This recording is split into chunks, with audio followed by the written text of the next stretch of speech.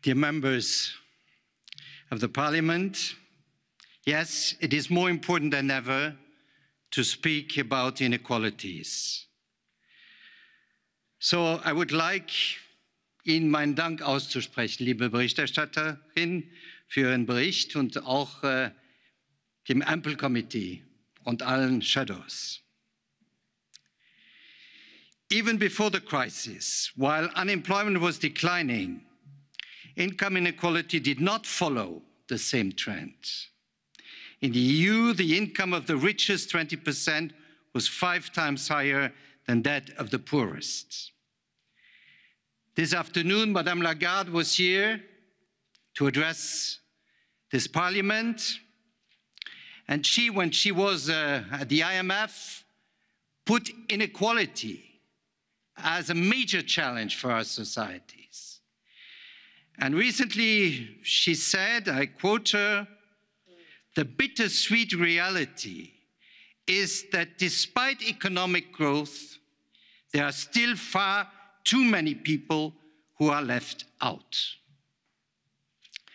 Yes, the income share of the lower 40% earners has stagnated for many years, even in periods of economic growth. Equal access to opportunities remains a challenge, especially for children from disadvantaged backgrounds. And as President von der Leyen has put it in her political guidelines, we need equality for all and equality in all of its senses. The main social fallout of the COVID-19 crisis is still ahead of us. Unemployment can be expected to further increase, and poverty and inequality are likely to follow the same path. And therefore, the crisis response needs to tackle inequality and poverty, both in terms of policy and funding. And now, this has to happen now. In this regard, adequate, sustainable, fair and inclusive social protection systems play a crucial role. They help cushion the impact of a crisis and contribute decisively to the resilience of our societies. Reinforced support is needed to address youth unemployment, as the crisis led to an increase in the rates of young people, not in employment, education and training. But this crisis has plunged a great number of young people in a really dramatic situation. They are experiencing real poverty and exclusion with a detrimental psychological impact. Students who have lost their jobs to pay for their studies, the young who worked in the most impacted sectors like tourism or hospitality, those with precarious jobs who were the first to be unemployed, but also all the young performers in creative activities, the artists, the musicians, actors. They suffer enormously, having no income and often no possibility to pursue their creative activity. We have to show solidarity with these young if we do not want again a lost generation, or worse, a desperate generation. Gender gaps in employment and pay were stagnating before the crisis and are now at risk of widening, yes. Women's overrepresentation in lower paid sectors and occupations, the frontline workers, made them particularly vulnerable. Closed schools and reduced services did not help balance caring responsibility between men and women. As rightly pointed out in the report, in-work poverty strips work of the basic purpose of providing a decent life. In-work poverty was already high on our agenda before the outbreak of the COVID-19 crisis. We saw the last recovery did not reach all workers to the same extent. And we are committed to Principle 6 of the Pillar of Social Rights. I quote, "In-work poverty shall be prevented."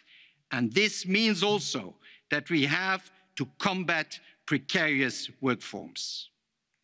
Providing jobs that pay an adequate wage is essential to guarantee adequate working and living conditions for workers and their families, reduce wage inequalities and build fair and resilient economies. Minimum wages play an important role in this context. Adequate minimum wages. Still, too many workers are not protected by adequate minimum wages in the EU. This also contributes to higher gender pay gaps. Our proposal for a directive on adequate minimum wages is now in the hands of co-legislators, and we hope for a speedy adoption. Inspired by the principles of the European Pillar of Social Rights, our proposal is ambitious and balanced and fully respects the specificities of national systems. What we need is adequate minimum wages and better coverage by collective agreements. These are the best ways to combat in-work poverty and poverty at large. The fight against inequality and poverty will be an essential part of the action plan to implement the European Pillar of Social Rights. In December, this House has adopted a comprehensive resolution on a strong social Europe for just transitions. This is an important contribution to the action plan and a successful Porto summit.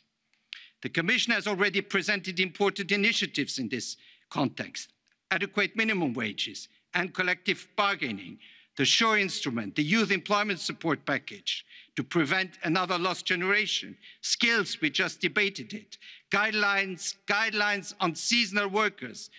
They are not only very much exposed to the pandemic, but they suffer also from bad working and living conditions. The fight against poverty and inequality will take center stage. The action plan will include proposals which the European Parliament has been calling for since years, such as child guarantee.